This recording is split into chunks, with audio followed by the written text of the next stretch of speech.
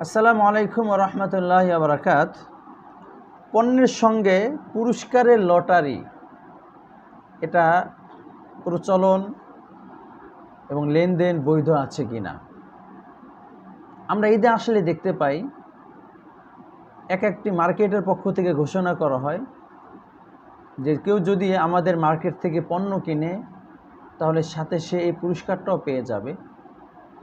এইভাবে তারা যে পণ্য বিক্রি করে এটা শরিয়াতে কেনা বেচা বা এমন দোকান থেকে ক্রয় করার অনুমতি আছে কিনা।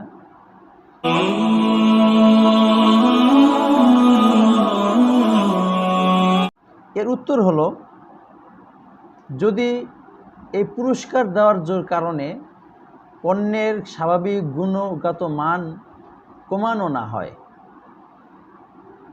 এবং স্বাভাবিক দাম থেকে দাম বেশি না রাখা হয় এবং যিনি কিনছেন তার এই পুরস্কারটাই মুখ্য উদ্দেশ্য না বরং পণ্যটা কেনাই মুখ্য উদ্দেশ্য হয়, তাহলে এটা বৈধ আছে এবং আপনি কেনার পরে আপনাকে যে পুরস্কার দিবে এই পুরস্কারটা নেওয়াও বৈধ আছে।